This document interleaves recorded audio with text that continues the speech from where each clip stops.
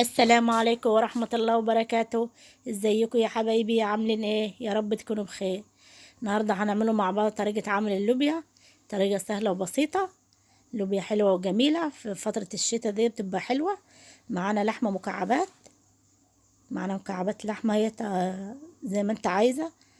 ومعايا بصل 4 بصلات ناعمين، ومعايا ورق لوري و10 فصوص توم، وبهارات وكزبرة وفلفل أسمر. ومعانا طماطم مصفية. ومعايا اللوبيا كده في الحلة لازم نسلقها. ومعلقة صلصة معانا، معلقة صلصة كله. المكونات معانا جاهزة اهيت. ومعانا حلة فيها لوبيا اهيت هنحطوها على النار كده يا حبايبي. لازم نسلقوها عشان الغازات والحاجات اللي هي فيها تطلع منها، ونحطها على النار كده في نص السوا. وتشوفيها ان احنا غسلينها اهيت ومنقعينها. لازم تتنقع من بالليل، يكون ساعتين قبلها بساعتين. ومعانا حلة اهيت وهننزل بالبصلة، بصلة ناعمة، وتقلبي فيها.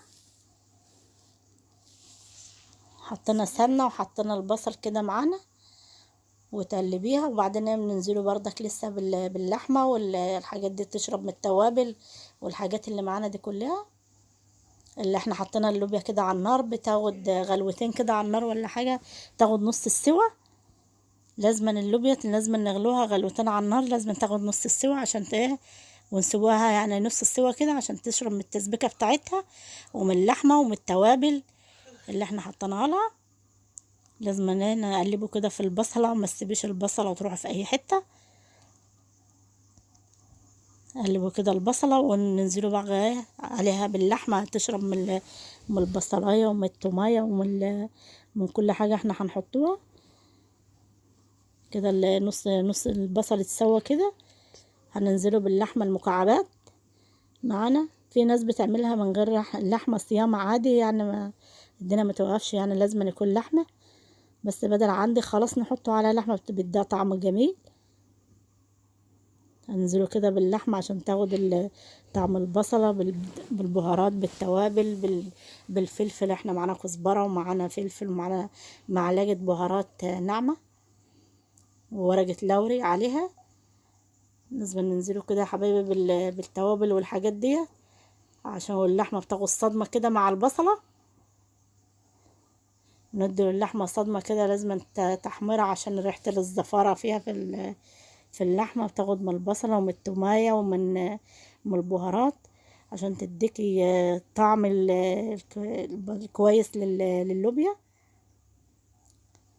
اللوبيا جميلة وحلوة ومغذية بتطبخها في فترة الشتاء بتبقى كويسة مع طبق رز مع حتة فرخة، بتبقى جميلة في الشتاء. فترة الشتاء دي بأي حاجة، اللوبيا في الفاصوليا اللي زي ما انت عايزة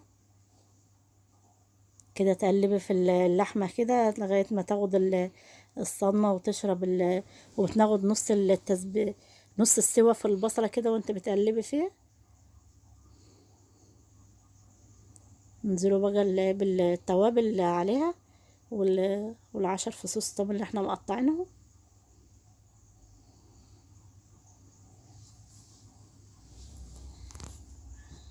لازم نقلبه كده لغاية هي بتاخد نص السوا كده معانا. كل انت بتقلبي في اللحمة كده تاخد نص السوا. احنا اللحمة اللي معانا دي بقري، عشان كده ما بتاخدش هي سوا في اللوبيا، بتستوي بسرعة وما فيهاش نسبة من الدهون. احنا بنحط الدهون بتاعتها، ما فيش نسبة من الدهن فيها. هنتنا نقلبه فيها كده يا حبايبي، وننزله بالتوابل اللي معانا كلها، التومة والبهارات واللوري والفلفل والكزبرة. وتدى بردك تشويحة كده. لازم ياخد تشويحة مع اللحمة والبصلة والتوابل كده عشان اللحمة تاخد الطعم. ننزله بالمعلقة الصلصة معانا. لازم ننزله بمعلقة الصلصة عشان الغازات والغدة الحافظة اللي فيها تطلع كده. وبعدين ننزله بعصير الطماطم.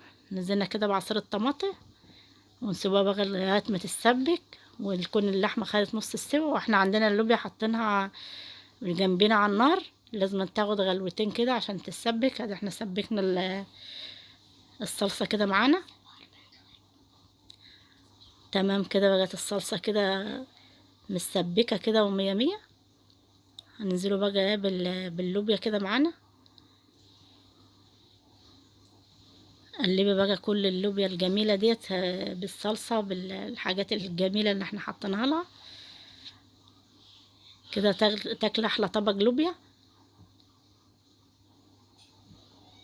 وما تحطلهاش بقى تحط لها ميه تعوميها كده، لازم تحط لها ايه حبه كده من الكاتل عندك، او حبه ميه كده حبه عشان حبات اللوبيا تشرب من التسبيكه بتاعتها. وكده يا حبايبي بعد ما هتستوي هنغرفها في الطبق. كده غرفناها في الطبق يا حبايبي، جميله ازاي، مع جنبها حبه رز وبدنجان مخلل وجنبهم حتتين فراخ، واللوبيا جميله ازاي وتحفه. وما تنسونيش الاشتراك في القناه وفي اللايك وتفعيل الجرس. مع السلامه يا حبايبي، بالهنا والشفا. باي باي.